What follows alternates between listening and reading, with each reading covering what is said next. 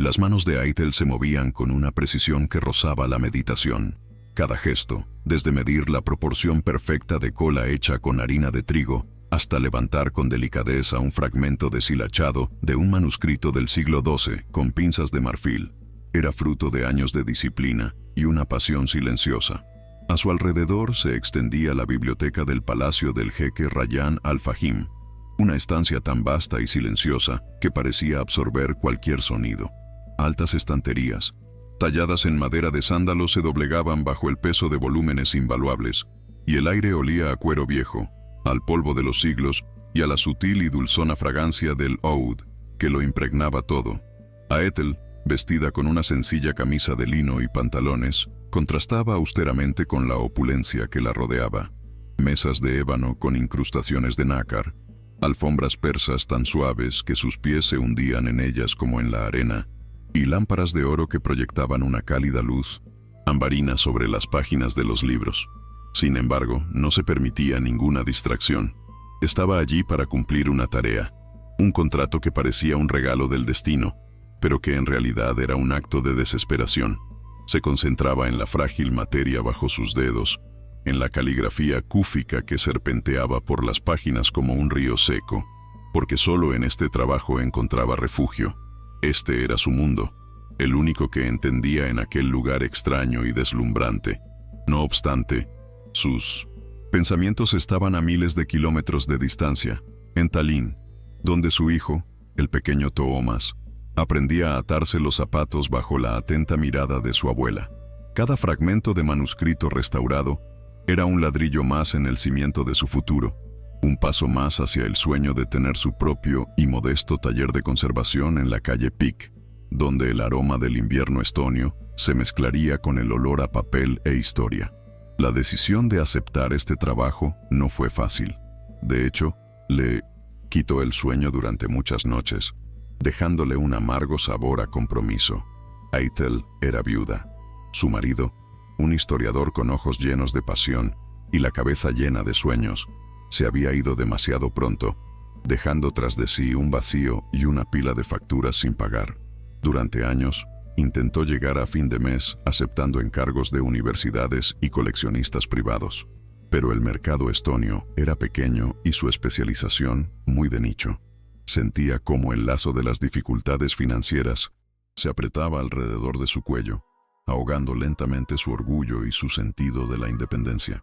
Por eso, cuando surgió la oferta del jeque Rayyan, una suma que podría asegurar la educación y una infancia tranquila para Toomas, y darle a ella la oportunidad de un renacer profesional, supo que no podía negarse.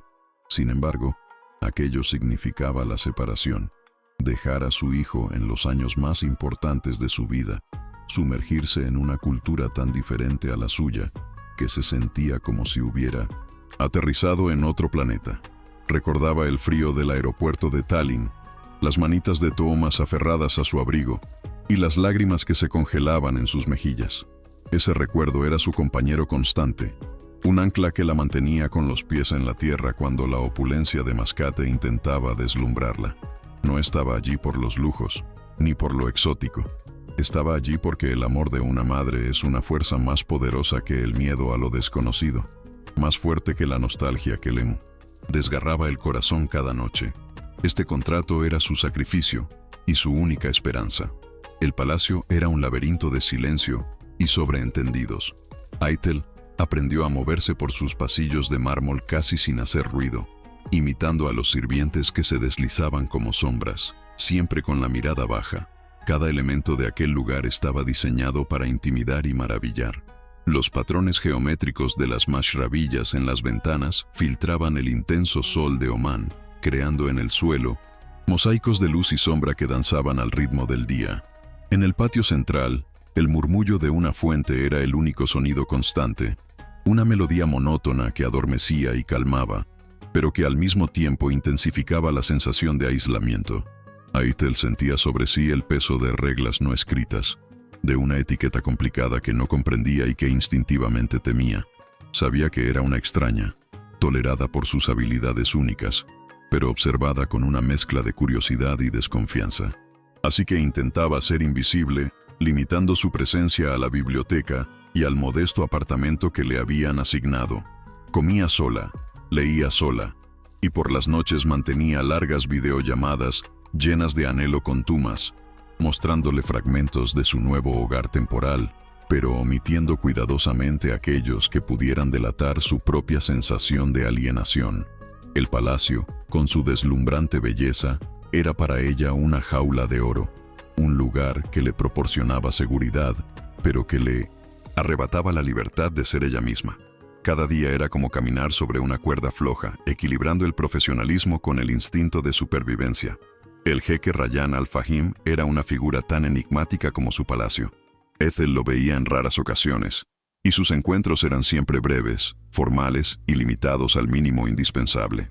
Era un hombre alto, con un porte que emanaba una autoridad natural, pero en sus ojos oscuros se escondía la sombra de una tristeza profunda y arraigada. Se movía con una dignidad silenciosa, y su voz, aunque grave y melodiosa, rara vez delataba alguna emoción. A Ethel, como experta en leer las historias humanas a partir de la materia inanimada, intentaba leerlo también a él. Veía en él a un hombre atrapado entre la tradición y la modernidad, cargado con la responsabilidad del legado de su familia y al mismo tiempo soportando una tragedia personal sobre la que solo circulaban susurros entre la servidumbre. La repentina muerte de su esposa. ¿Nunca?, preguntó. Mantenía una distancia estrictamente profesional, respondiendo a sus preguntas sobre el progreso del trabajo de manera concisa y al grano. Sin embargo, sentía su mirada sobre ella cuando él creía que no lo veía. Una mirada llena de curiosidad, inquisitiva, como si intentara comprender quién era aquella mujer silenciosa del norte que se inclinaba con tanta ternura sobre el legado de sus antepasados. Para ella, él era su empleador, una fuerza poderosa e inaccesible que sostenía su futuro en sus manos. Pero bajo esa fachada percibía grietas, rastros de una humanidad que resonaba con su propia y oculta soledad. El trabajo con los manuscritos era para Ethel una vía de escape y un fin en sí mismo. Cada folio era un universo aparte, un portal a otra época.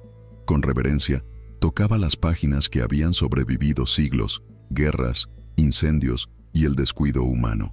Había allí un tratado de astronomía de Bagdad, con mapas celestes minuciosamente dibujados, donde las estrellas estaban marcadas con pan de oro auténtico. Había una colección de poesía andalusí, cuya tinta se había desvanecido casi hasta un tono sepia, pero cuyas palabras aún palpitaban con pasión y anhelo.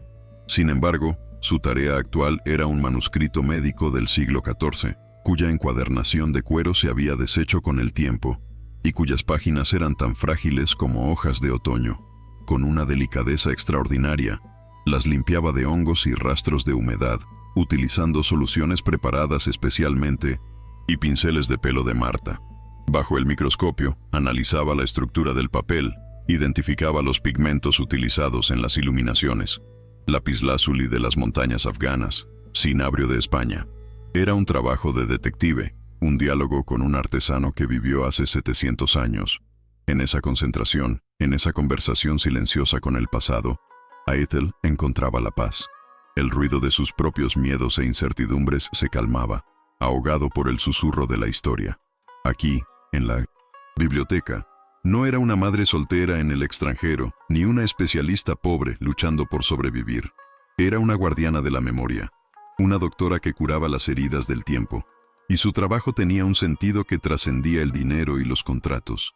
De la existencia de Samira, la hija del jeque, a Ethel sabía principalmente por susurros y miradas fugaces. La había visto apenas un par de veces, una figura pequeña y delgada con un vestido blanco, deslizándose por el jardín como un pájaro asustadizo. La niña nunca hablaba. Sus grandes ojos oscuros, tan parecidos a los de su padre, parecían llevar el peso de una pérdida inexpresable. La servidumbre decía que Samira había dejado de hablar tras la muerte de su madre, encerrándose en un mundo de silencio al que nadie tenía acceso. La cuidaba una institutriz inglesa, severa pero devota, de mediana edad, que era la única que a veces lograba esbozar una sombra de sonrisa en el rostro de la niña. Ethel, cada vez que la veía, sentía una punzada en el corazón, una compasión maternal e instintiva que debía reprimir de inmediato. Sabía que cruzar la frontera invisible que la separaba de la familia de su empleador sería poco profesional e imprudente. Así que observaba desde lejos, con una mezcla de pena e impotencia, cómo la pequeña princesa flotaba solitaria por su enorme y vacío palacio. Era como uno de sus manuscritos, valiosa, frágil y cerrada, con una historia oculta en su interior, esperando a que alguien se atreviera a leerla. Aitel no imaginaba que sería precisamente ella, la extraña de una tierra fría, esa persona. Aquel día empezó de forma diferente. El silencio habitual, casi litúrgico del palacio, se vio perturbado por una tensión sutil y nerviosa. Aitel lo sintió en cuanto entró en la biblioteca. Los sirvientes se movían más rápido. Sus susurros eran más breves, más agitados. Comprendió la razón cuando escuchó un fragmento de la conversación de dos doncellas en el pasillo. La institutriz de Samira, la Abiu, señora Elspeth, había tenido que marcharse de urgencia debido a la repentina enfermedad de su madre en Inglaterra. Su ausencia creó un vacío en el mecanismo preciso del palacio, un vacío que nadie sabía cómo llenar. Aitel intentó ignorar la creciente inquietud, concentrándose en su trabajo. Desplegó otra página del manuscrito sobre la mesa, preparando el delicado papel japonés para reparar una grieta. Pero el silencio que ahora reinaba era diferente al de siempre. No era el silencio de la calma, sino el silencio que precede a la tormenta, pesado y electrizado por la expectación. Incluso el murmullo de la fuente en el patio parecía sonar ominoso. Aitel levantó la vista de la mesa, mirando a través de la ventana los céspedes perfectamente cuidados y las flores exóticas. Sentía un miedo irracional, el presentimiento de que aquel día rompería la rutina que le daba una sensación de seguridad. Aún no sabía cuánta razón tenía. El sonido que rasgó aquel tenso silencio no fue humano. Fue un grito de dolor puro e impoluto, tan agudo y penetrante que Aitel sintió un escalofrío recorrerle la espalda. Era el lamento de una niña que había llegado al límite de su resistencia. Un grito lleno de desesperación, miedo y abandono. El sonido retumbó en las paredes de mármol, extendiéndose por los pasillos y llenando cada espacio. Aitel se quedó paralizada, con las pinzas a medio camino del manuscrito. Su corazón empezó a latir con violencia, y en sus oídos sonó la alarma que toda madre conoce. Era un sonido ante el que no se puede permanecer indiferente. Por un momento luchó consigo misma. Su profesionalismo y la regla de no interferir que se había impuesto combatían contra un instinto primario e irrefrenable. «No es asunto tuyo», le decía una parte de su mente. «No es tu hija. Este no es tu lugar». Pero la otra parte, la que cada noche cantaba nanas a la pantalla de un portátil, la que conocía de memoria cada mueca en el rostro de su hijo, gritaba en respuesta: «Una niña está sufriendo. Una niña necesita ayuda». El grito no cesaba. Se volvía cada vez más histérico, convirtiéndose en un llanto espasmódico que parecía desgarrar unos pulmones pequeños. Aitel dejó sus herramientas. La decisión estaba tomada. Cuando salió de la biblioteca, se encontró con una escena de caos e impotencia. En el gran vestíbulo, al pie de la monumental escalera, estaba la pequeña Samira. Su menudo cuerpo temblaba por el llanto. Su rostro estaba rojo e inundado de lágrimas, y sus pequeños puños golpeaban el aire con impotencia. A su alrededor, a una distancia prudencial, se encontraban varios miembros del servicio, doncellas, un guardia de seguridad, incluso el mayordomo. Todos tenían una expresión de pánico y consternación en sus rostros. Tenían miedo de acercarse, miedo de tocar a la hija del jeque, miedo de hacer cualquier cosa que pudiera empeorar la situación o ser interpretada como un exceso de sus funciones. Estaban paralizados por el protocolo, por la jerarquía que gobernaba aquella casa. Para ellos, Samira no era simplemente una niña llorando. Era un símbolo, la heredera, un tesoro frágil que no debía ser perturbado. Aitel lo vio de otra manera. En su vacilación, percibió lo absurdo de las reglas rígidas frente al auténtico sufrimiento humano. Pasó junto a ellos, ignorando sus miradas de sorpresa e incluso de desaprobación. No pensó en las consecuencias, no pensó en el jeque, solo pensaba en esa pequeña y solitaria criatura que se ahogaba en su propia tristeza. Cada uno de sus pasos sobre el frío y brillante suelo era un acto de rebelión contra la indiferencia y el miedo que llenaban aquella enorme y vacía estancia. Se arrodilló frente a Samira, poniéndose a su nivel. No intentó hablar, sabiendo que las palabras eran inútiles en ese momento. Miró los ojos llorosos de la niña y vio en ellos el abismo de una pérdida que ningún niño debería experimentar. Entonces, desde lo más profundo de su memoria, del lugar donde guardaba los tesoros más preciados de su corazón, surgió una melodía. Empezó a tararear en voz baja, casi en un susurro, una antigua nana estonia, Mina ha muinas yurt. Era una canción sobre un niño y un cuento de hadas, sobre el bosque y las estrellas. Una melodía simple, melancólica y llena de un poder tranquilizador. Se la había cantado cientos de veces a su hijo, acariciándole el pelo cuando se despertaba llorando por la noche. Su voz, aunque no era perfecta, llevaba consigo todo el amor y la ternura maternal que albergaba. El efecto fue inmediato y asombroso. El llanto histérico de Samira comenzó a calmarse, transformándose en sollozos temblorosos y espasmódicos. La niña dejó de golpear el aire con los puños y se quedó mirando a la extraña mujer con los ojos muy abiertos y sorprendidos. Aethel no dejó de tararear. Lentamente, con mucho cuidado, extendió los brazos. Samira dudó solo un segundo, y luego, con un suspiro que sonó como una rendición tras una larga batalla, se acurrucó en sus brazos, apoyando su pequeña cabeza en su pecho. Aethel la abrazó, sintiendo como el pequeño cuerpo se relajaba en un gesto de confianza total, agotado por el llanto. La meció suavemente, y su canto silencioso llenó el vestíbulo, trayendo la calma. Y fue justo en ese momento, en el silencio que siguió a la tormenta, cuando el jeque Rayyan al-Fahim entró en la sala. Antes de descubrir cómo reaccionará el jeque Rayyan ante esta escena tan inusual y tensa, detengámonos un momento. Me gustaría hacerte una pregunta que quizás ya te esté rondando la cabeza. ¿Alguna vez en tu vida ha habido una situación en la que el corazón y el instinto te han llevado a romper reglas rígidas por el bien de alguien? Comparte tu historia u opinión en los comentarios. Tu perspectiva es inestimable y enriquece a esta comunidad. Si esta historia te conmueve y te invita a la reflexión, suscríbete al canal y asegúrate de activar la campanita de notificaciones. Es la única manera de garantizar que no te pierdas ningún capítulo de nuestras historias transformadoras.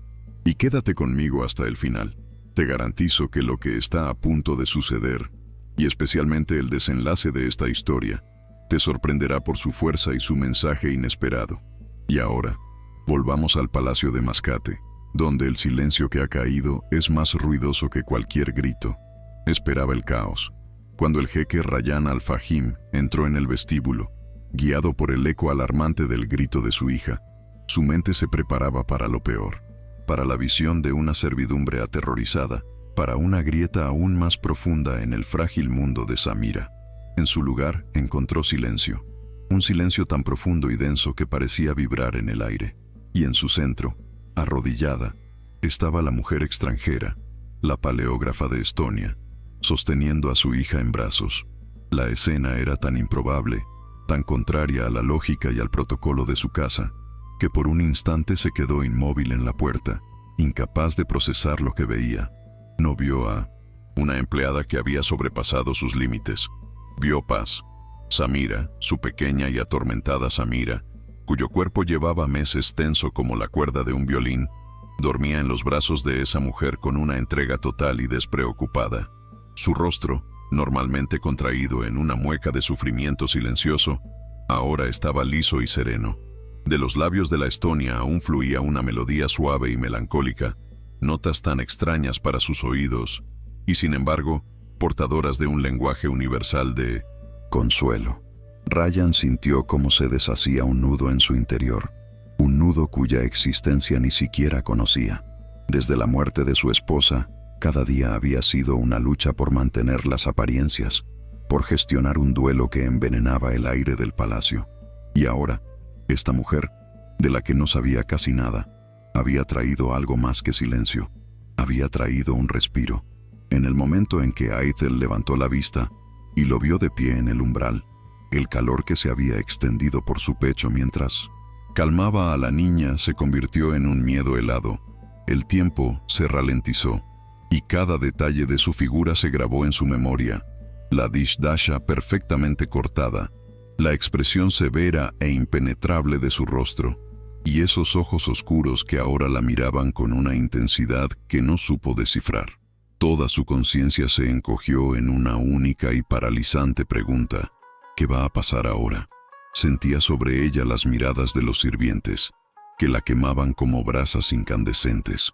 Sentía el peso, delicado de esa mira dormida, que de reconfortante había pasado a ser una prueba incriminatoria de su culpa. En un solo instante, había roto todas las reglas no escritas de aquel lugar. Había tocado lo intocable. Había invadido la esfera privada de la familia, el corazón mismo de su tragedia.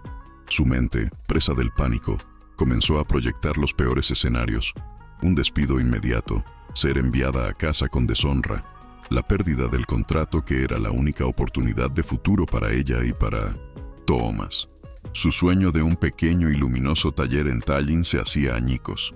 Toda su vida se había guiado por la prudencia, la disciplina y el profesionalismo, y ahora, un solo impulso, un reflejo maternal, estaba a punto de arrebatárselo todo. Apretó los dientes, preparándose para la ira, para la reprimenda, para las frías palabras que pondrían fin a su estancia en aquella prisión dorada. Nadie se movió, nadie se atrevió a respirar. Los sirvientes permanecían petrificados, con la mirada fija en el suelo, en las paredes, en cualquier sitio para no mirar a su señor, ni la escena que se desarrollaba en el centro del vestíbulo. El silencio palpitaba, se hacía más denso con cada segundo, volviéndose más pesado que el grito más fuerte. Ethel sentía el corazón martillarle las costillas, mientras una gota de sudor le resbalaba lentamente por la espalda. El jeque Ryan dio un paso lento hacia adelante. Instintivamente, sin pensarlo, Ethel abrazó a Samira un poco más fuerte, como si quisiera protegerla de lo que estaba por venir. Su gesto no pasó desapercibido para él. Se detuvo. Sus miradas se cruzaron por encima de la cabeza de la niña dormida. Y entonces Ethel vio en sus ojos algo que no esperaba en absoluto. No había ira, no había una evaluación fría. Había asombro, incredulidad y algo más. Algo frágil, casi doloroso, que se asemejaba a la gratitud. No sonrió. Su rostro siguió siendo una máscara, pero sus ojos lo decían todo.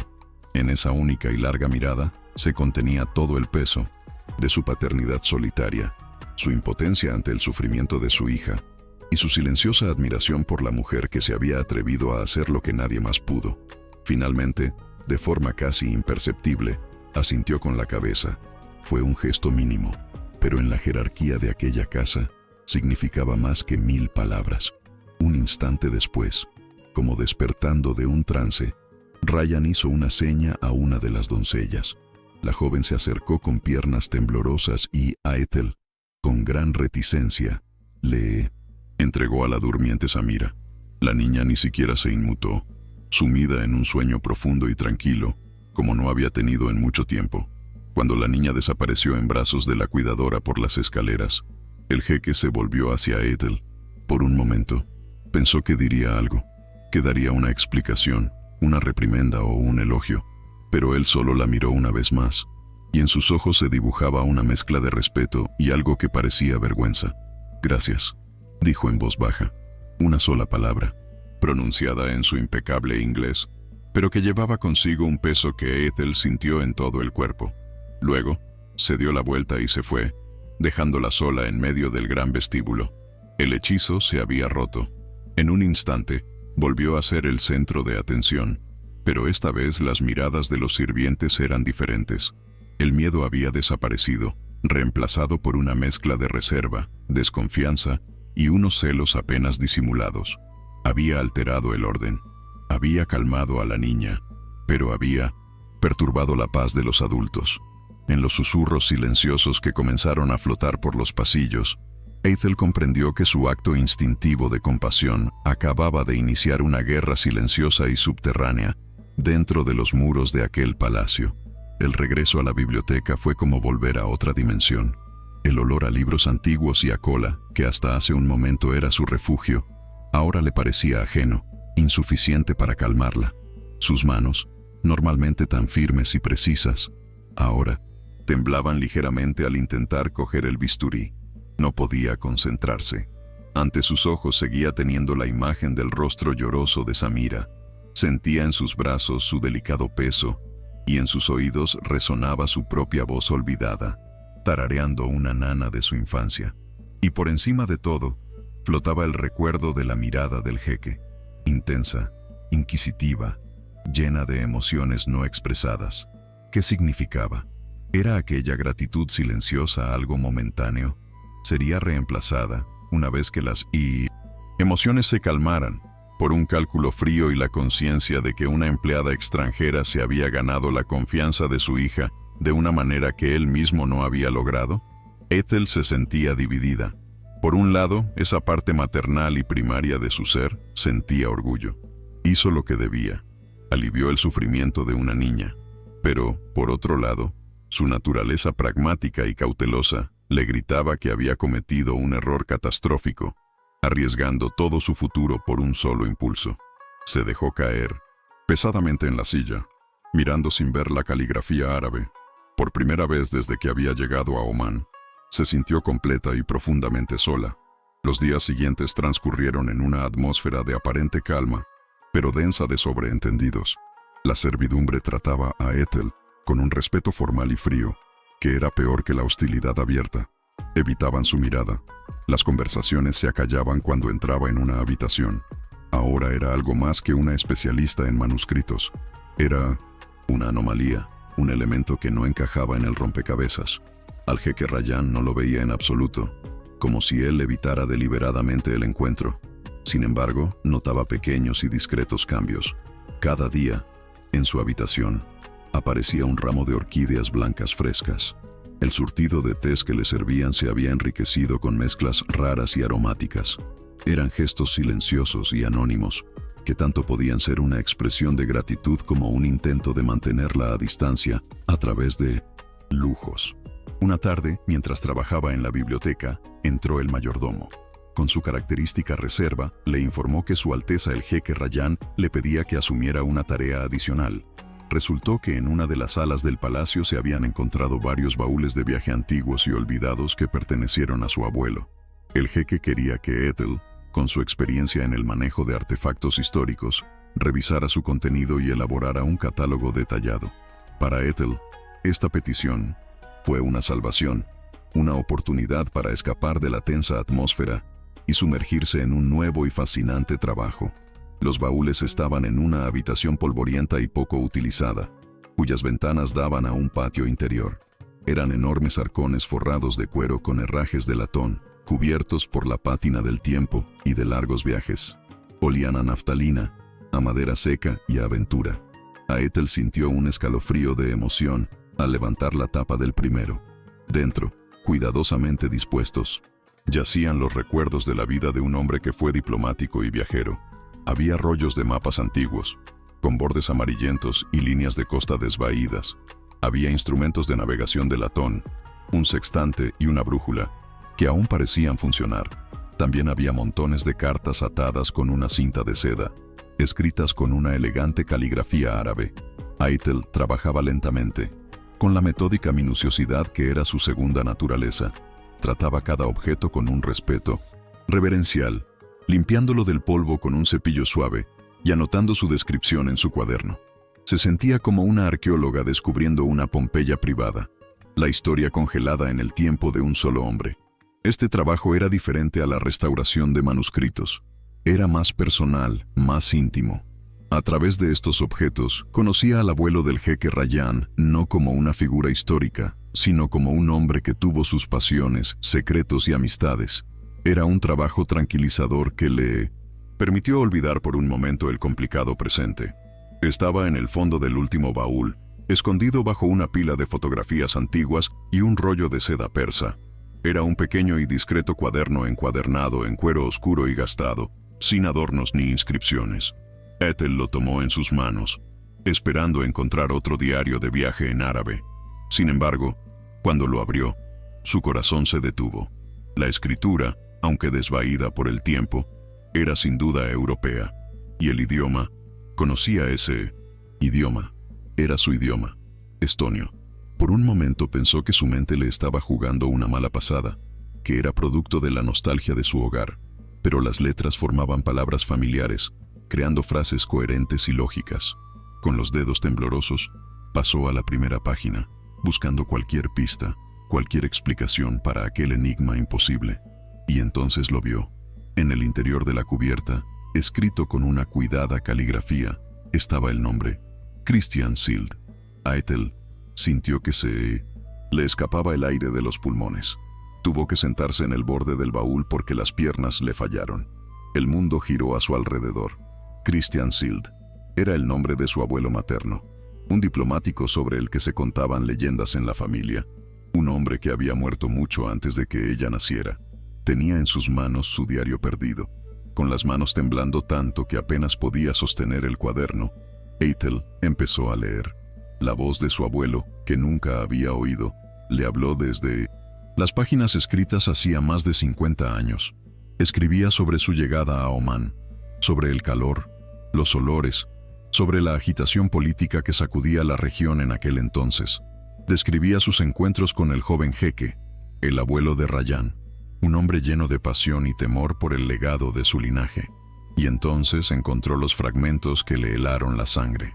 Su abuelo describía una conspiración para apoderarse y destruir la inestimable colección de manuscritos de la familia Al-Fahim, la misma colección que ella estaba salvando ahora. Escribía sobre la desesperada petición de ayuda del jeque y sobre su decisión. Utilizando su posición diplomática y la inviolabilidad de su equipaje, Christian Sild ayudó a esconder los volúmenes más valiosos, pasándolos de contrabando en cajas marcadas como propiedad personal, y los guardó hasta que el peligro pasó. Arriesgó su carrera, y quizás incluso su vida, para salvar el patrimonio de una cultura que no era la suya, pero que respetaba profundamente. Él era el héroe silencioso de esta historia, una figura de la que nadie en aquel palacio sabía nada. A Ethel cerró el diario. El sonido que hizo el cuero resonó en la silenciosa habitación. Permaneció inmóvil durante un largo rato, mirando el baúl, pero en realidad, viendo mucho más. Este descubrimiento lo cambiaba todo. Ya no era solo una especialista casual contratada para una tarea. Su presencia aquí no era una coincidencia. Era el último eslabón de una cadena histórica que unía a su familia con la familia Al-Fahim, un hilo invisible del destino, tejido con el coraje de su abuelo y el amor por el conocimiento, se había extendido a lo largo de medio siglo y 2 continentes para llevarla precisamente a este lugar. La sensación de alienación que la había acompañado desde el primer día se desvaneció de repente, reemplazada por un profundo, casi místico, sentido de pertenencia. Su trabajo adquirió un significado nuevo y más profundo. Ya no solo salvaba manuscritos, estaba saldando una deuda de honor, continuando la obra de su antepasado. En un instante, un contrato financiero se transformó en una misión personal, y con esta conciencia nació un nuevo e inesperado vínculo con el jeque Rayán, un vínculo que se había forjado mucho antes de su encuentro, escrito con tinta en las páginas amarillentas del diario de su abuelo.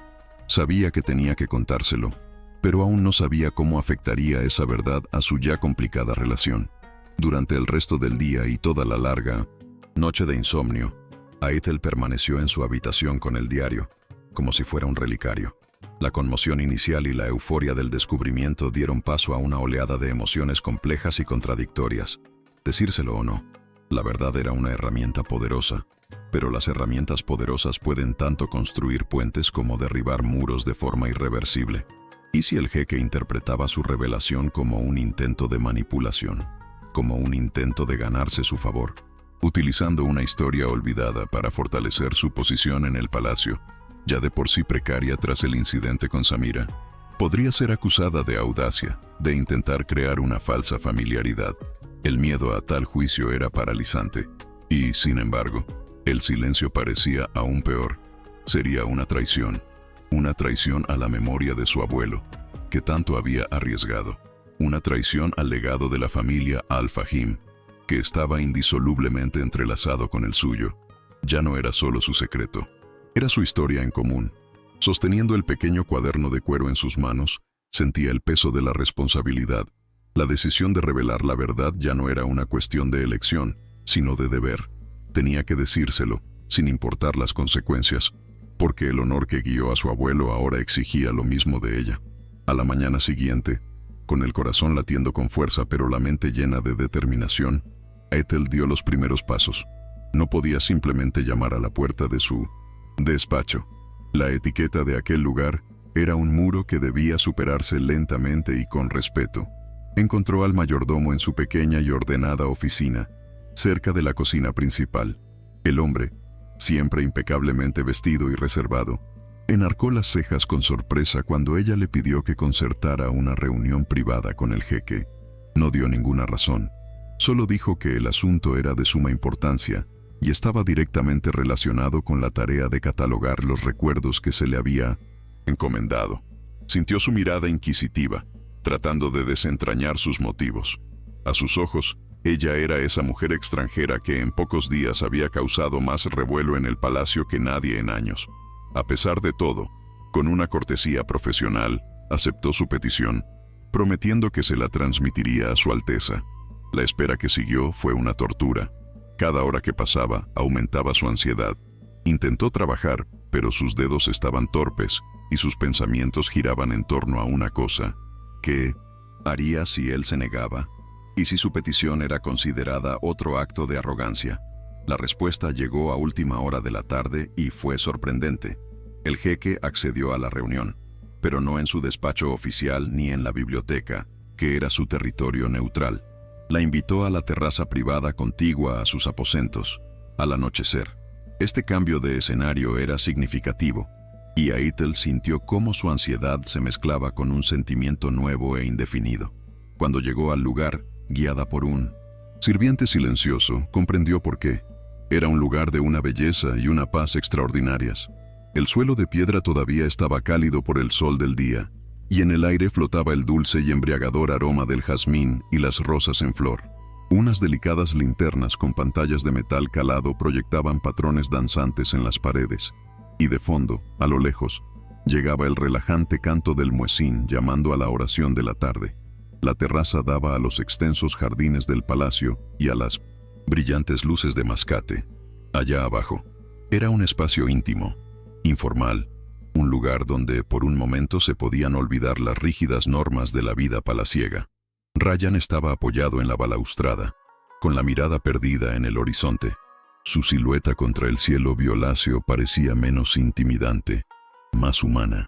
Ethel comprendió que, al elegir ese lugar, le estaba enviando una señal de que estaba dispuesto a escucharla, no como un empleador, sino como un hombre.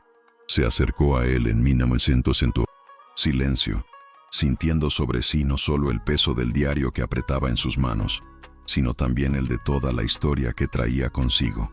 Se detuvo a una distancia discreta, esperando a que él hablara primero.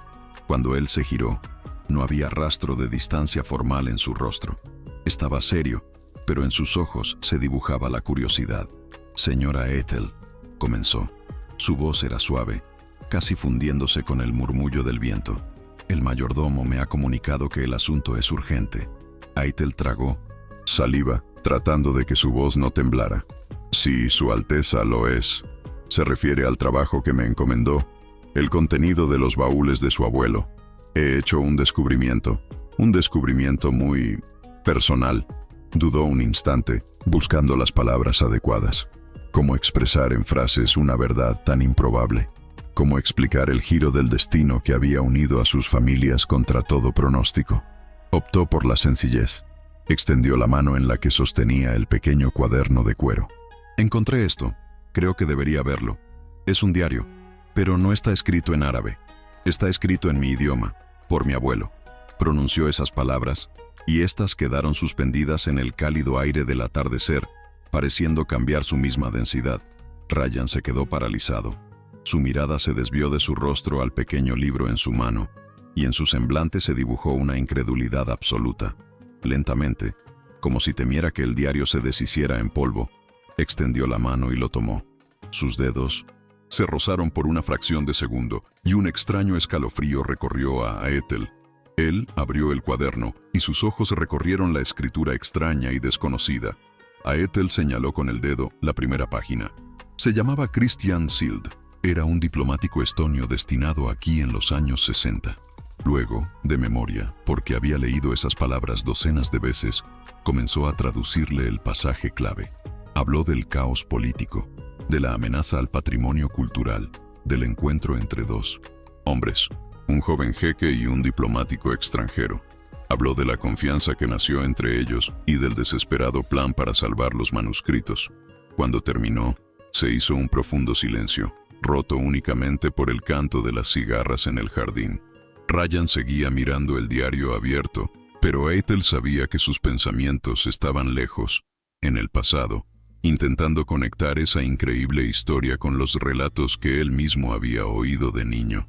Durante un largo momento, Ryan permaneció en silencio, acariciando suavemente con el dedo la gastada cubierta de cuero del diario. Su rostro era impenetrable, pero Ethel pudo ver cómo en sus ojos se desataba una tormenta de emociones, conmoción, incredulidad y finalmente una profunda y conmovedora comprensión. Levantó la vista y la mirada que le dedicó era completamente diferente a todas las anteriores. El empleador había desaparecido, el jeque había desaparecido. La miraba como a una mensajera del pasado, como a la prueba viviente de un heroísmo silencioso que nadie conocía. «Mi abuelo», dijo finalmente, con la voz ligeramente ronca, «me hablaba de un amigo de un país lejano y frío, de un hombre de honor al que le confió el mayor tesoro de nuestra familia, pero nunca mencionó su nombre. Decía que aquel hombre no quería reconocimiento. Lo hizo por respeto a la historia». Cerró suavemente el diario y se lo devolvió a Ethel. «Así que era tu abuelo. Durante todos estos años, nuestra familia tenía con la vuestra una deuda de 1907. Gratitud que ni siquiera conocíamos». En su voz ya no había rastro de formalidad. Había admiración, respeto y algo más que Ethel apenas podía identificar. Un sentido del destino, como si su presencia en aquel lugar fuera algo más que una simple coincidencia. Con ese instante de comprensión, el muro invisible que los separaba se derrumbó. La conversación que siguió no tuvo nada que ver con la de un empleador y una empleada. Ryan empezó a hacer preguntas, y su curiosidad era sincera y profunda. Le preguntó por su abuelo, por las historias que habían perdurado en su familia, por su vida en Estonia, por su trabajo y su pasión. Ethel, por primera vez desde su llegada, habló con libertad, sin miedo a ser juzgada. Le habló de los inviernos helados de Tallinn, del olor de los archivos antiguos, de su hijo Tumas y del sueño que la había llevado a Omán. Él la escuchaba con una atención que nunca antes le había mostrado. A cambio, compartió con ella sus propios recuerdos, historias sobre su abuelo, sobre cómo le enseñó a reconocer las constelaciones en el cielo del desierto, sobre su amor por la poesía y la historia. También habló de su difunta esposa, del vacío que había dejado y del silencio que desde entonces había llenado su vida y la de Samira. Intercambiaron historias como si fueran valiosos regalos y, en la terraza, al caer la noche, nació entre ellos un hilo de entendimiento, frágil pero auténtico. Sin embargo, el palacio tenía ojos y oídos. La larga reunión privada del 1900, jeque con la conservadora extranjera en su terraza personal, no podía pasar desapercibida. Aunque nadie conocía el contenido de su conversación, el simple hecho del entorno íntimo y su duración fueron suficientes para desatar una oleada de susurros y especulaciones. La servidumbre, que ya miraba a Ethel con desconfianza, ahora la veía como una intrigante que, de alguna manera incomprensible, estaba ganando cada vez más influencia sobre su señor. El cambio en el comportamiento de Ryan en los días siguientes solo echó más leña al fuego. Se volvió más accesible, a veces incluso sonreía en su presencia. A veces visitaba la biblioteca con el pretexto de comprobar el progreso del trabajo, pero se quedaba más tiempo, conversando con ella sobre historia y arte. Estos pequeños e inocentes gestos fueron como un terremoto en el hermético mundo del palacio. Los susurros de silenciosa desaprobación no tardaron en llegar a oídos de la familia extendida del jeque. Su influyente tío, su tía, conservadora y sus primos, que se consideraban los guardianes de la tradición y el honor familiar. A sus ojos, Ethel no era la descendiente de un héroe, sino una amenaza. La tensión alcanzó su punto álgido cuando el tío de Ryan, un respetado anciano del clan, exigió una reunión familiar formal. La atmósfera en el palacio se volvió pesada y opresiva. Aethel, aunque no estaba invitada, se sentía como el centro invisible de la misma. Por las conversaciones que escuchó por casualidad, por las miradas severas que le lanzaban, adivinó cuál era el tema de deliberación. Sabía que era vista como una anomalía peligrosa, una mujer de otra cultura, otra fe, una viuda con un hijo, que se había ganado la confianza de la pequeña Samira y la simpatía de su padre. Desde la perspectiva de la familia, su creciente cercanía con Rayyan era un escándalo que podía manchar la reputación del clan Al-Fahim. La acusaban de alterar el orden, de socavar los valores tradicionales. Presionaban a Rayyan para que rescindiera su contrato, para que eliminara el elemento extraño antes de que envenenara por completo la atmósfera de su hogar. El honor de la familia, un concepto tan abstracto para ella, se convirtió en un arma apuntada directamente contra ella. Aethel observaba con creciente dolor las consecuencias de su descubrimiento. Veía la tensión en el rostro de Rayyan cuando regresaba de las reuniones familiares, la sombra del cansancio en sus ojos. Sentía a cada paso la frialdad y la hostilidad de sus parientes. Comprendía que su presencia, que se suponía era una bendición, se había convertido en una maldición para él. En lugar de construir puentes, había creado sin saberlo un campo de batalla en su propia casa. Pero lo que más le preocupaba era Samira. La niña que había comenzado a abrirse lentamente al mundo, se había vuelto de nuevo silenciosa y temerosa, percibiendo la tensión de los adultos. Aethel se dio cuenta de que lo que estaba en juego no era solo su contrato o la reputación del jeque, sino, sobre todo, la paz y la frágil felicidad de esa niña. Y entonces, con el corazón encogido, tomó una decisión. No podía permitir que la historia de su abuelo, una historia de honor y amistad, se convirtiera en la causa de una ruptura en la familia de él. Decidió que se retiraría ella misma, terminaría el trabajo para el que fue contratada, pero no pediría una extensión del contrato. Haría las maletas y volvería a Estonia, dejando atrás una conversación inacabada y un vínculo naciente. Era su propio y silencioso acto de sacrificio, por él, por su hija y por el honor que unía a sus familias. Sus últimas semanas en el palacio transcurrieron en una extraña y melancólica neblina. Aethel se impuso una disciplina de hierro, sumergiéndose en el trabajo con una intensidad febril, como si intentara acallar el dolor de la inminente despedida.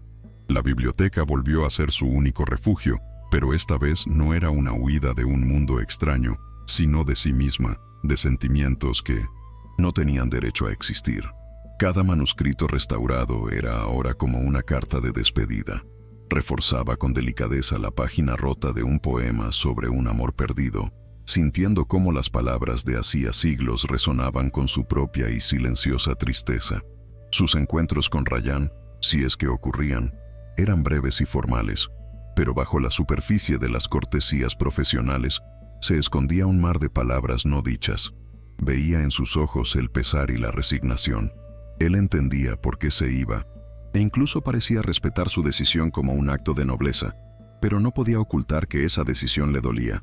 A veces, cuando pensaba que ella no miraba, la observaba desde su escritorio con una expresión que le rompía el corazón. Era una agonía silenciosa, una despedida a cámara lenta, en la que cada buenos días casual y cada agradecimiento formal sonaba a adiós definitivo. Lo más difícil fue despedirse de Samira. Aethel sabía que no podía simplemente desaparecer de la vida de la niña. También sabía que no podía decirle la verdad, porque el pequeño corazón de una niña no podría soportar el peso de tal despedida. En lugar de eso, la víspera de su partida, pasó toda la tarde con ella en el jardín, en su lugar favorito, bajo un gran árbol de bugambillas. No hablaron mucho, de todos modos, nunca lo necesitaron. Se sentaron una al lado de la otra en la hierba, y Aethel le contó en voz baja cuentos de hadas estonios, los mismos que le contaba a Tumas. Samira escuchaba atentamente, apoyando su cabeza en el hombro de Aethel. Sus deditos jugaban con los flecos del chal de Aethel. En un momento dado, Aethel sacó de su bolsillo una pequeña piedra gris y lisa que había traído de la playa de Pärnu. Era perfectamente redonda, moldeada por miles de olas del Báltico. La puso en la manita de la niña. «Es un trocito de mi hogar», susurró. «Cuando la sostengas, Recuerda que en algún lugar lejano, más allá de los mares, hay alguien que piensa en ti. Samira apretó la mano sobre la piedra, y en sus grandes ojos oscuros apareció una sombra de incomprensión y tristeza, como si su intuición infantil le dijera que algo definitivo estaba sucediendo. Eitel la besó en la frente, luchando contra las lágrimas que le quemaban los párpados. El día de la partida fue surrealista. Eitel hizo sus modestas maletas y su apartamento, que durante los últimos meses había sido su hogar, volvió a ser una impersonal y lujosa habitación de hotel. La última reunión oficial con Ryan tuvo lugar en la biblioteca. Estaban de pie entre los manuscritos restaurados, testigos mudos de su breve pero intensa historia. El aire estaba cargado de palabras no dichas. Ryan, con una expresión formal, le agradeció su excepcional trabajo y profesionalismo. Habló de cómo su contribución para salvar el legado de su familia era incalculable. Le entregó un sobre que, como descubrió más tarde, contenía un cheque por una cantidad muy superior a las condiciones del contrato. Eitel lo aceptó con silenciosa dignidad, agradeciéndole la confianza y la oportunidad de trabajar en una colección tan magnífica. Se hablaron como dos extraños cerrando un trato de negocios, pero sus ojos contaban una historia completamente diferente. En la mirada de él, vio dolor. En la suya, sintió la pérdida. Cuando le tendió la mano para despedirse, su apretón fue más fuerte y duró un segundo de más. «Te deseo todo lo mejor, Eitel», dijo en voz baja. «A ti y a tu hijo. Y yo a ti, Ryan, y a Samira», respondió usando su nombre sin el título por primera vez. Luego se dio la vuelta y se fue, sin mirar atrás. El viaje de regreso fue como un sueño del que no podía despertar. El contraste entre los dos mundos era casi físicamente doloroso. El lujoso aeropuerto con aire acondicionado de Mascate, el olor a perfumes y especias. Luego, el silencio estéril del avión, que la elevaba por encima de las nubes, sobre desiertos y mares. Y al final, el aire frío y húmedo del aeropuerto de Tallin, el cielo gris y el familiar olor ligeramente salado del Báltico. Mientras el avión rodaba por la pista, Eitel miraba por la ventanilla el paisaje conocido y sentía una extraña y dolorosa división. Volvía a casa, con su hijo, a su vida, a todo lo que tanto había echado de menos. Y sin embargo, sentía como si estuviera dejando atrás una parte esencial de sí misma. Durante los últimos meses, había vivido a otro ritmo, bajo otra luz, en otra realidad. Ahora tenía que reaprender su antigua vida. Se sentía como una viajera en el tiempo que ha regresado a su época. Pero los recuerdos del futuro han cambiado para siempre su percepción del presente. Salió del avión y el frío viento estonio le golpeó la cara, como si quisiera despertarla y darle la bienvenida a casa. Pero en su corazón todavía brillaba el cálido sol de Omán. El reencuentro con Thomas fue una explosión de alegría pura y desenfrenada, que por un momento sanó su alma herida. Se le echó al cuello, y sus bracitos la rodearon con una fuerza que parecía contradecir su edad. Durante los primeros días, Eitel se dedicó por completo a la maternidad. Largos paseos por el casco antiguo, leer cuentos antes de dormir, hornear galletas de jengibre juntos. Intentó recuperar el tiempo perdido, absorbiendo cada momento con su hijo. Sin embargo, cuando la euforia inicial se desvaneció y la vida volvió a su rutina diaria, el vacío comenzó a hacerse notar. Su pequeño apartamento, antes un oasis de paz, ahora parecía estrecho y silencioso de una manera equivocada. El dinero que había traído estaba seguro en el banco, garantizando el futuro que había soñado. Pero ella se sentía sin un propósito. Miraba ofertas de alquiler para su anhelado taller, pero le faltaba entusiasmo. La realidad por la que tanto había luchado había perdido su color. Por las noches, cuando Thomas ya dormía, se sentaba junto a la ventana y miraba las estrellas, preguntándose si una niña pequeña y silenciosa, a miles de kilómetros de distancia, estaría viendo las mismas estrellas. En el palacio de Mascate, tras la partida de Eitel, se instaló un silencio peor que el que reinaba antes de su llegada. Era un silencio definitivo, desprovisto de esperanza. Samira, que bajo la influencia de la Estonia había comenzado a salir lenta y tímidamente de su caparazón, ahora se había encerrado en él para siempre. Su regresión fue drástica y aterradora. Se negaba a salir de su habitación. Dejó de comer, apartando con apatía las bandejas con sus platos favoritos. Podía pasar horas sentada inmóvil en la cama, mirando una pared vacía. En su manita cerrada, apretaba casi constantemente una piedra gris y lisa, el único recuerdo de la mujer que, por un breve tiempo, se convirtió en su mundo entero. La servidumbre andaba de puntillas, y los miembros de la familia, que tan ruidosamente habían exigido la marcha de la extranjera, ahora evitaban la mirada de Rayyan, fingiendo no ver la tragedia que se desarrollaba ante sus ojos. Su victoria en defensa de la tradición resultó ser pírrica. Salvaron el honor del linaje, pero en el proceso podían perder a su heredera más preciada. El palacio, liberado de la supuesta influencia nociva, se había convertido de nuevo en un mausoleo. Hermoso, rico, pero sin vida. Rayyan se sentía como un prisionero en su propia casa. Cada pasillo, cada objeto, cada aroma le recordaba a ella. Pasaba por la biblioteca y la veía inclinada sobre un manuscrito, con un mechón de pelo claro cayéndole sobre la frente. Entraba en el jardín y oía el eco de su risa suave y de la nana que tarareaba. Pero lo que más le atormentaba era ver a su hija. Cada día veía cómo Samira se apagaba, cómo desaparecía en la oscuridad de la apatía, y se sentía completamente impotente. Era uno de los hombres más poderosos de la región, y no podía salvar a su propia hija. Cedió a la presión de su familia. Dejó que Ethel se fuera, convenciéndose a sí mismo de que era lo mejor, que era la única salida honorable. Ahora veía el terrible error que había cometido. ¿Qué era el honor en comparación con la vida de su hija? ¿Qué eran las tradiciones en comparación con su sonrisa? Se sentía engañado por los principios con los que había sido educado. Por las noches no podía dormir. Se sentaba en su despacho, rodeado de los manuscritos restaurados, testimonio del valor del abuelo de Ethel y del extraordinario talento de ella. Los miraba y veía en ellos un monumento a su propio fracaso. Había salvado el papel, pero había perdido lo más importante. La crisis llegó una semana después. El estado de Samira empeoró drásticamente. Se volvió tan apática que dejó de responder a cualquier estímulo. Le subió una fiebre alta y su cuerpecito estaba flácido e inerte. Llamaron a los mejores médicos del país. Tras una serie de pruebas, el veredicto fue unánime. Físicamente, a la niña no le pasaba nada. Su enfermedad era de origen puramente psicológico. Era una forma extrema de duelo, un síndrome de resignación, un estado en el que la voluntad de vivir abandona lentamente el cuerpo porque el alma ya no ve sentido a la existencia. Uno de los médicos, un pediatra europeo mayor y experimentado, lo expresó sin rodeos. Su Alteza se está muriendo de tristeza. Tiene el corazón roto. Estas palabras golpearon a Rayyan con la fuerza de un puñetazo.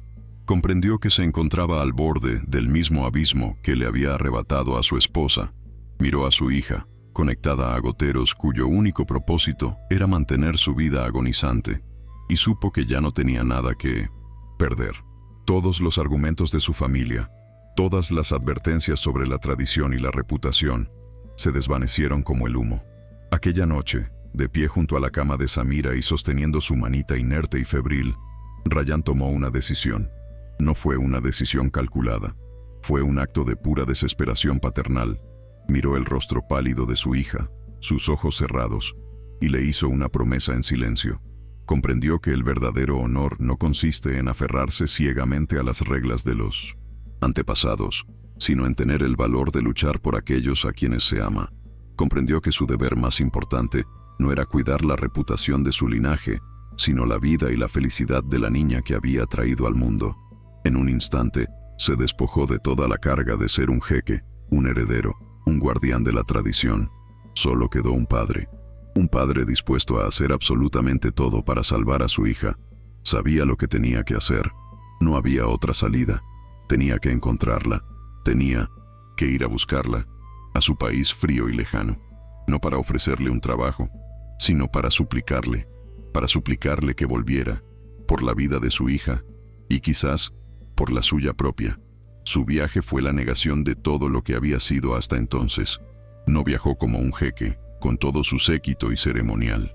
Viajó casi de incógnito, en un vuelo regular, acompañado solo por un asistente de confianza. Aterrizó en Tallinn en una mañana temprana y neblinosa. El frío y la humedad le calaban hasta los huesos, tan diferentes del calor seco y desértico al que estaba acostumbrado.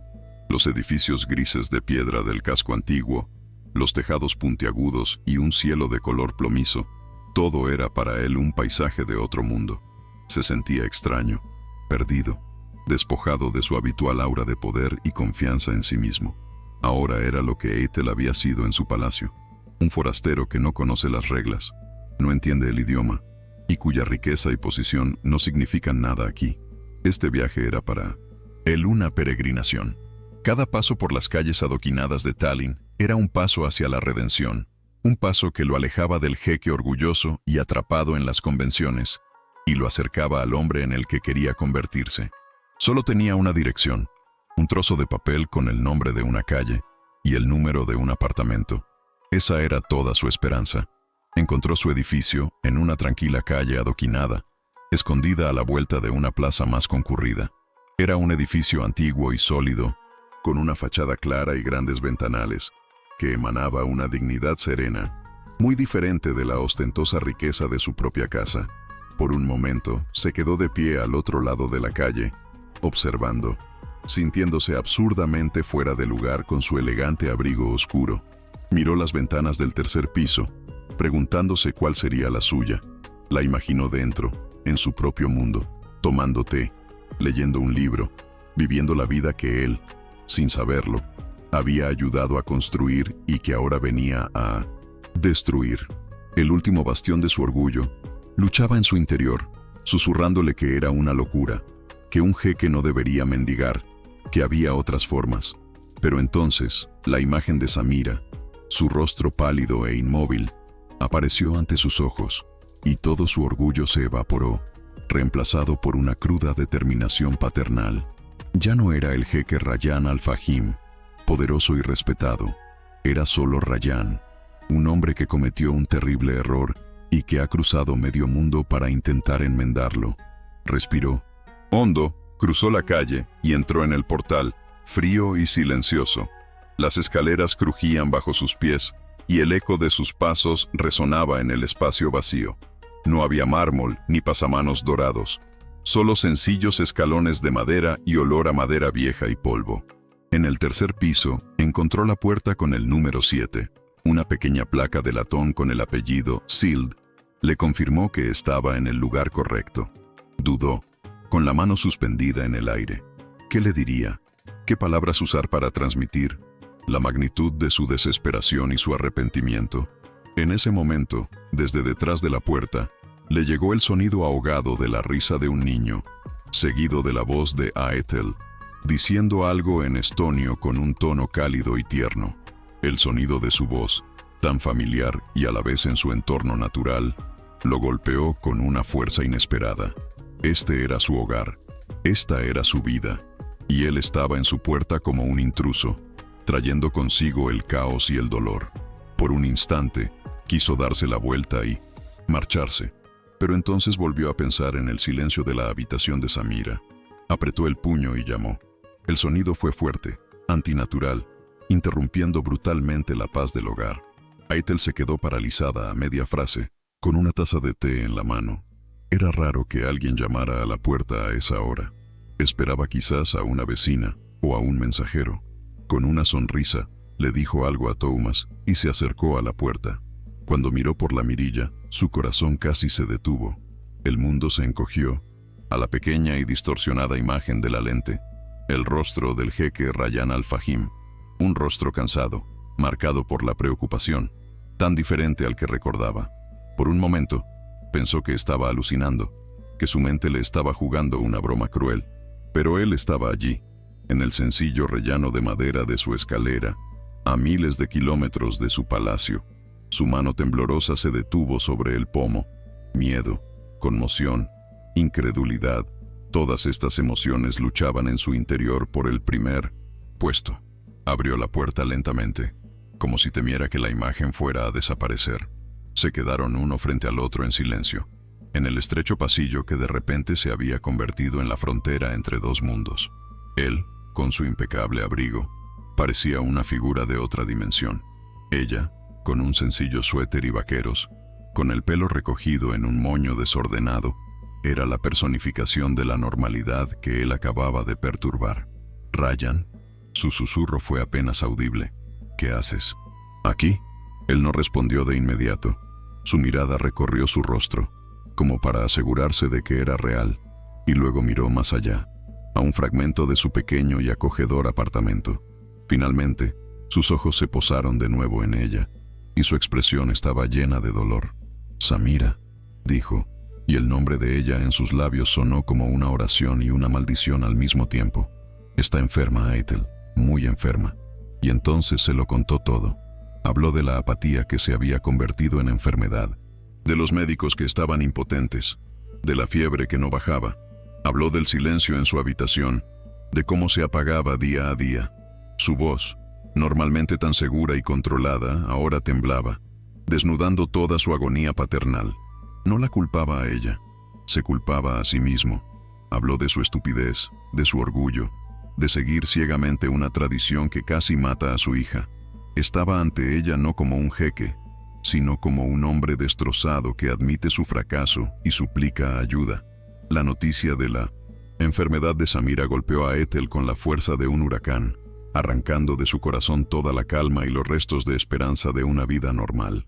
Sintió una oleada de náuseas y un abrumador sentimiento de culpa. «Es por mi culpa», pensó. «Yo la abandoné». La imagen de la niña pequeña y confiada que se acurrucaba junto a ella en el jardín apareció ante sus ojos, seguida de la imagen de esa misma niña, acostada sola en su cama, apagándose de tristeza.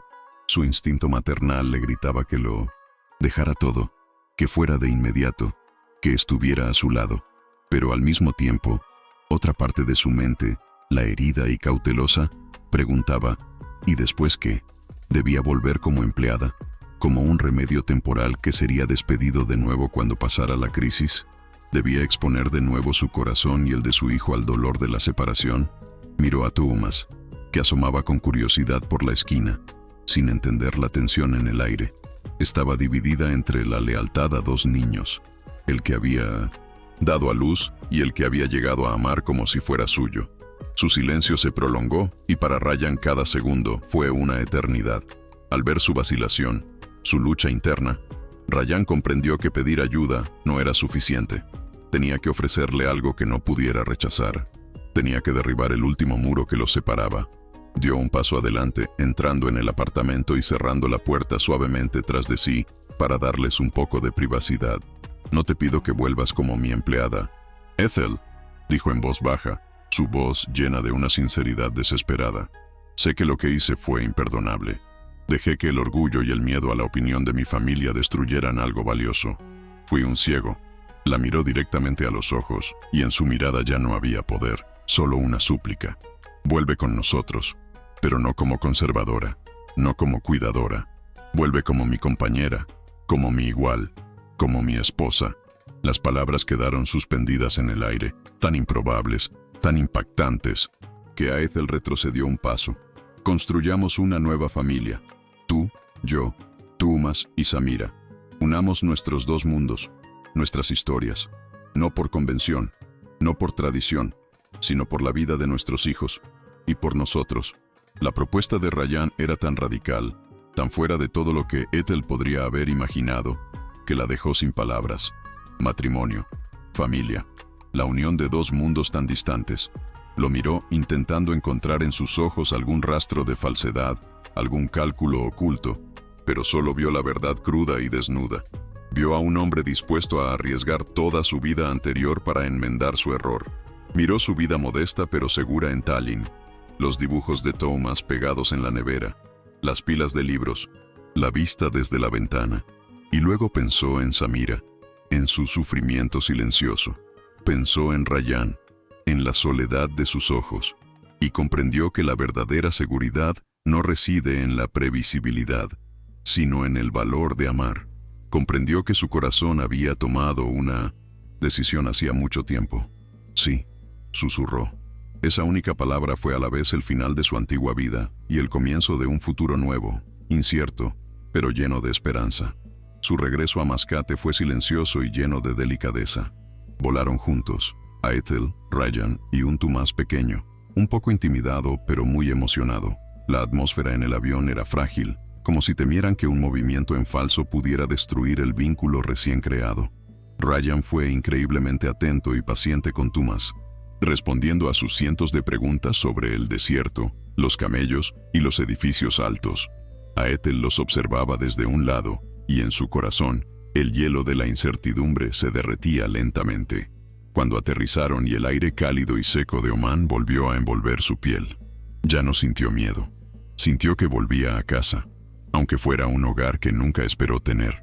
En el palacio, su regreso causó una oleada de conmoción e incredulidad, especialmente cuando Ryan la presentó oficialmente a ella y a Thomas como su futura familia.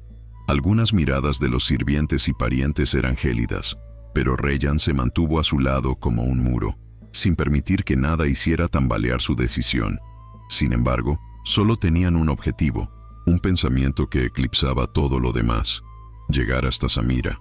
La habitación de la niña estaba silenciosa y oscura, las cortinas corridas, y el único sonido era el pitido rítmico de los aparatos médicos. Samira yacía inmóvil en la gran cama, tan pequeña y frágil que parecía que podría desaparecer entre las sábanas. Su rostro estaba pálido y su respiración era superficial. Ethel sintió que el corazón se le encogía de dolor. Se acercó a la cama mientras Ryan y Thomas se quedaban en la puerta, dándole espacio. Se sentó en el borde del colchón y tomó la manita inerte entre las suyas.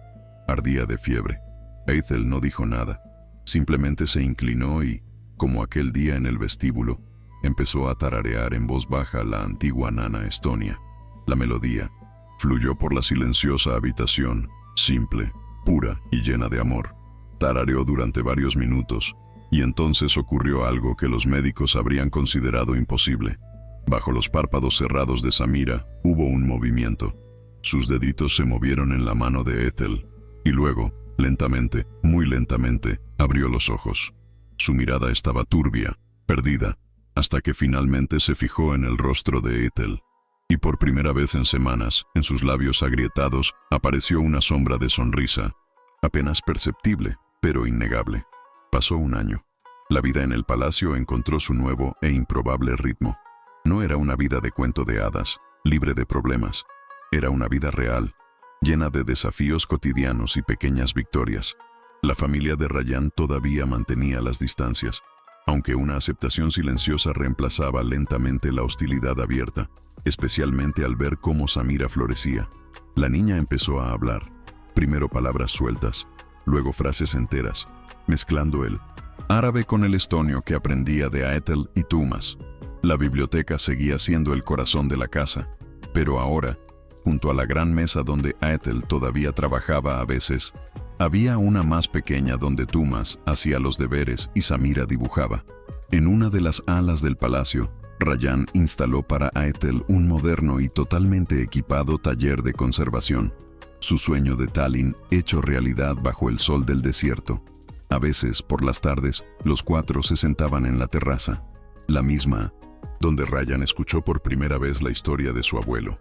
Miraban las estrellas, y Ryan contaba a los niños leyendas árabes sobre las constelaciones, mientras Ethel les contaba cuentos estonios sobre espíritus del bosque. Su amor no era una llama violenta, sino un fuego silencioso y cálido, construido sobre los cimientos de una historia compartida, el sacrificio y el valor de unir dos mundos diferentes en un todo coherente. Los manuscritos, salvados por el abuelo y restaurados por la nieta, se convirtieron en el símbolo de su extraordinario destino. Y así termina la historia de Ethel y Ryan.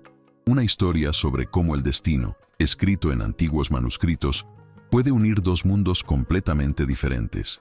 Si este viaje ha conmovido tu corazón y te ha hecho reflexionar, esa es mi mayor recompensa. Tu me gusta en este vídeo es una señal silenciosa de que historias como esta son necesarias y tienen el poder de cambiar nuestra forma de ver el mundo. Para no perderte futuras historias igualmente emotivas que exploran los límites del amor, el honor y el sacrificio, suscríbete a nuestro canal y activa la campanita de notificaciones. Es la única manera de asegurarnos de que nuestro viaje juntos continúe. Y esto no es todo. En un momento, en el lado izquierdo de la pantalla, aparecerá la miniatura del próximo vídeo. Es una invitación a la siguiente historia, llena de dilemas igualmente profundos y giros inesperados. Haz clic en ella y continuemos este viaje juntos. Gracias por tu tiempo y tu sensibilidad. Hasta la próxima.